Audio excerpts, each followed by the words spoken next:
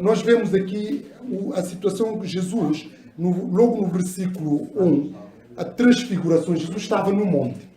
Jesus estava no monte e estava acompanhado por poucos discípulos e ele foi sozinho, eles vislumbraram aquela transfiguração do Senhor Jesus Cristo. No versículo 14, nós vemos que chegaram junto dos outros discípulos, já na história que nós lemos, viram muita gente ali à volta de doutores da lei a discutir com eles. Ou seja, aqui há uma discussão. E nós não sabemos concretamente o que é que se estava a discutir. Pronto, nós sabemos aqui que chegaram junto dos outros discípulos, viram muita gente ali à volta de doutores da lei a discutir com ele.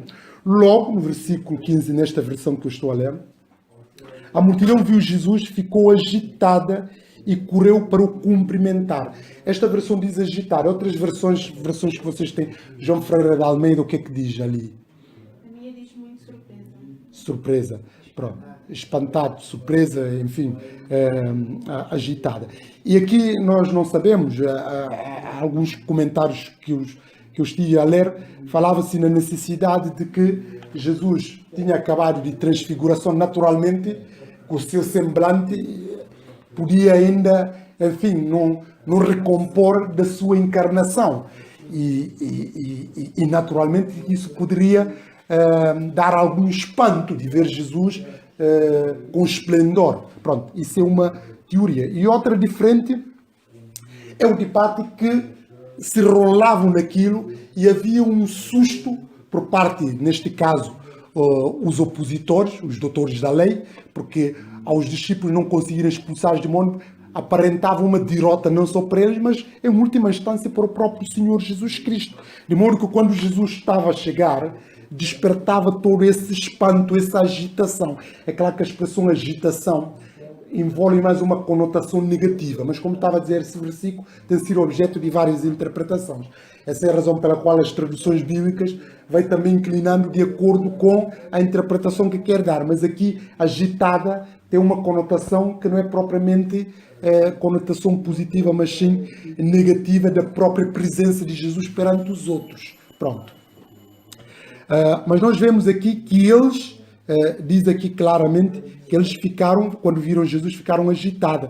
E como estava a dizer, eventualmente a tese que falou surpresa, parte do princípio de que Jesus estava ainda glorificado e vai fazendo comparação quando Moisés também transfigurou e desceu. A multidão, quando viu, ficaram, enfim, um pouco surpreendido, até um pouco atemorizado com o seu esplendor que brilhava, etc, etc. Pronto. Mas não vamos já ter nessas problemáticas doutrinárias.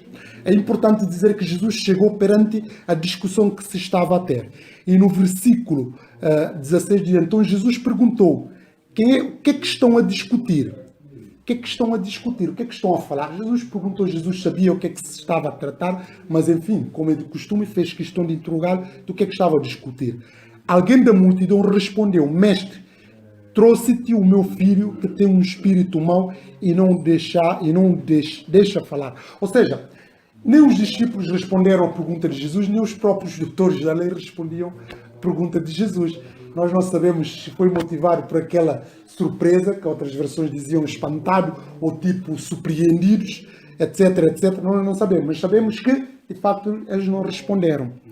E simplesmente fez a pergunta e quem estava interessado na resposta da sua situação, ele diz logo no versículo assim, mestre, chamou Jesus, reconheceu Jesus como mestre, diz, mestre, trouxe-te o meu filho que tem um espírito mau e não o deixa falar. Sempre que o espírito torna posse dele, atira-mo ao chão e o rapaz começa a espumar, a ranger os dentes e fica sem forças.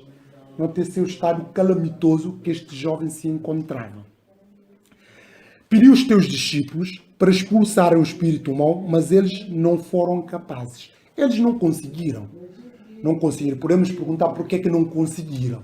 Porque também eles não estavam preparados espiritualmente para poder fazer face a esta situação. Sim. Nós estamos a ver aqui, eles não conseguiram.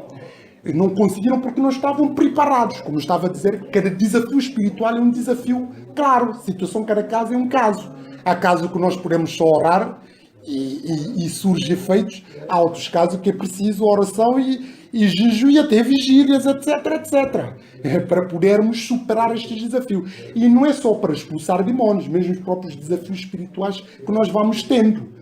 Há realidades que precisa persistência, que é preciso mais cuidados redobrados do ponto de vista espiritual para sermos bem-sucedidos. Que não fiquemos só naquilo de vamos orar ali uns minutinhos e esperar que as coisas se resolvam. Há casos que isso acontece, mas há outros casos que requer persistência na oração. Além de persistência na oração, se for preciso tirar tempo para jejuar e para até fazer vigílias, etc, etc. Claro que para jejuar a pessoa não come, é mais difícil do que só orar. Pronto, não é fácil. Muitas pessoas não têm esse hábito de jejum. Sobretudo no nosso meio tradicional, as pessoas não cultivam muito isso, que é mau, que é muito mau. Nós temos às vezes aqui vigília que até de poucas horas de tempo, muitos não vêm crentes. Como é que se podem agora esperar que esses crentes, os crentes sejam bem-sucedidos se não oram, se não jejuam, se não fazem vigílias? Quer dizer, naturalmente que é mais difícil. As coisas são difíceis porque há problemas que requerem mais engajamento e mais aproximação de Deus, etc, etc. Mas nós vemos aqui rapidamente que eles estavam incapazes. Eles estavam derrotados porque não conseguiam expulsar demônios. Tinham sido munidos, tinham sido dados poder para expulsar demônios, para operar todos os outros sinais, etc, etc. Mesmo com pouca fé, nem precisava grande fé para fazerem isso. Mas depois no versículo 19 diz, Jesus disse-lhe, ó que gente sem fé, até quando estarei convosco? Essa é uma das passagens que nós vemos Jesus a lamentar. Lamentar de poucas passagens. Nós temos outros contextos que Jesus lamentou perante a situação de Jerusalém. Mas aqui, especificamente perante os seus discípulos, quando lamentou por Jerusalém, ele não lamentava por aqueles que são dele, não. Mas aqui neste contexto ele está a falar para os seus próprios discípulos, que gente sem fé, até quando estarei convosco. É claro que alguns intérpretes entenderam que não estava a falar para os discípulos, que estava a falar para, enfim, pessoas que não eram do seu círculo, mas parte do princípio que ele estava a falar dos seus próprios discípulos, que não estavam a conseguir cumprir a missão que ele tinha confiado, inclusive de expulsar demónios, de libertar as pessoas que estavam cativas, etc, etc. Mas nós vemos aqui que Jesus fala, até quando estarei convosco? Até quando terei de vos suportar a vossa incredulidade, a vossa falta de assimilação, a vossa falta de espiritualidade, a vossa superficialidade, etc, etc. Jesus aqui desabafa. E depois de desabafar, ele toma a rédea da situação. Traga-me cá o rapaz. E lá está novamente essa questão de ordem. Jesus dá a ordem para trazer o rapaz e imediatamente trouxeram, como diz o versículo 20, trouxeram-no e o Espírito, ao ver Jesus, atirou logo o rapaz ao chão. Nós vemos aqui uma reação quase do Espírito em relação ao próprio Senhor Jesus Cristo. E tirou ainda com mais violência no chão. Isto para nós vermos que a situação não era uma situação muito grave. Este rebolava-se na terra espumando pela boca, que é uma clara manifestação clara aqui demoníaca neste jovem. Jesus perguntou ao pai, há quanto tempo ele está assim? Desde pequeno respondeu. Muitas vezes o Espírito atirou ao fogo a água para o destruir. O Espírito queria acabar com ele. E isto remete-nos para quê? Para que o diabo não quer. O que é que o diabo quer para nós? O diabo só veio matar, roubar, matar e destruir. E ele ruge como um leão, procurando aqueles, sobretudo os filhos de Deus, para os tragar, para os devorar. E aqui nós vemos que o objetivo, se não fosse a proteção dos próprios familiares, esse rapaz já teria morrido há muito tempo, porque tirava para o mar, para o fogo e para tudo o que é o perigo. E a finalidade deste demônio, do espírito imundo, era para o destruir, para acabar com ele. Mas mesmo vemos aqui persistência. Se te for possível, ajuda-nos, tem pena de nós. Há aqui uma imploração. É claro que aqui ele mete o verbo no condicional. Se possível, o que poderá, enfim, levar-nos de forma precipitada a achar que ele eventualmente não tem 100% de fé. Mas nos versículos seguintes nós vemos que de facto é uma fé cheia, sem qualquer tipo de ambiguidade. Mas quando ele disse isto, versículo 23, a estas palavras, respondeu Jesus, se achas que sim, tudo é possível àquele que tiver fé. Ou seja, Jesus remete, deixa a bola por parte deste pai aqui. Como em muitas situações, Deus está disposto para operar nas nossas vidas, mas é importante também haver fé. Quer dizer, tem que haver fé para cooperar na nossa salvação, na nossa libertação e qualquer outros problemas que vamos tendo. A fé é sempre indispensável. Porque sem fé, como diz o autor Hebreus, é impossível agradar a Deus. Em todas as circunstâncias, mesmo para aqueles que já são salvos, precisam sempre de fé. Para quê? Para poderem ver Deus operar nas suas vidas de forma manifesta e de forma tremenda. Jesus disse a estas palavras: respondeu: se achas que sim, tudo é possível àquele que tiver fé. Tudo.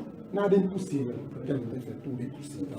Logo o pai do rapaz disse em alta voz: eu creio, aumenta a minha fé. Além dele acreditar, ele ainda pede aumento da fé do Senhor Jesus Cristo. Pede aqui para aumentar a fé.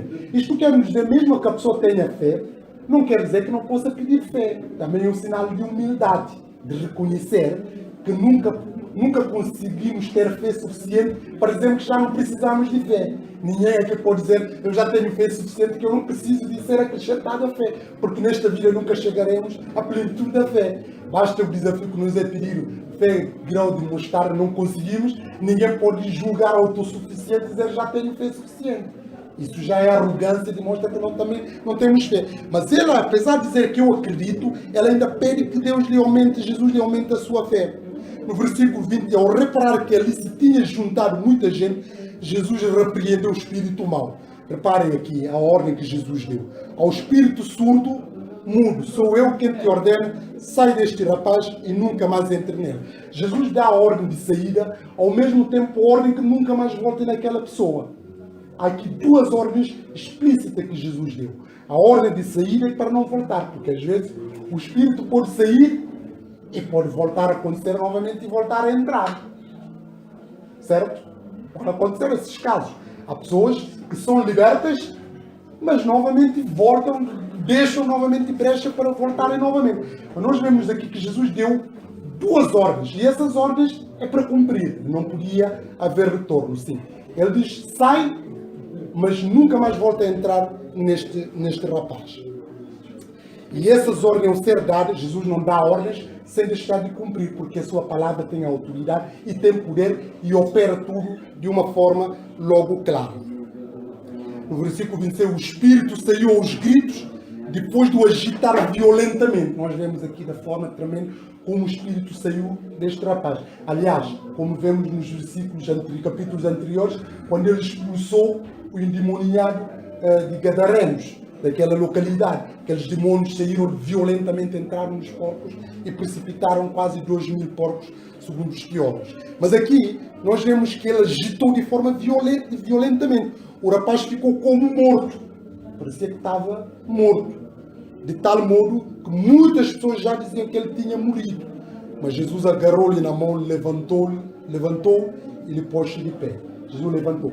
Ou seja, a cura divina pode parecer pode parecer uma coisa que vai nos destruir, mas depois vai-se ver melhoras paulatinamente e vamos ver que somos de facto libertos definitivamente. Quando Jesus voltou para casa, os discípulos perguntaram-lhe em particular: por que é que nós não conseguimos expulsar aquele espírito? Eles não sabiam por que é que não conseguiam.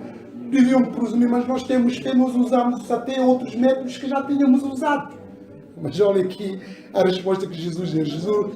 Ele respondeu, versículo 29, aquele gênero de espírito só sai por meio da oração, diz a minha versão. Mas outras versões falam através de jejum e oração. Ou seja, esse parece que é mais teimoso, esse gênero de espírito endemoniado.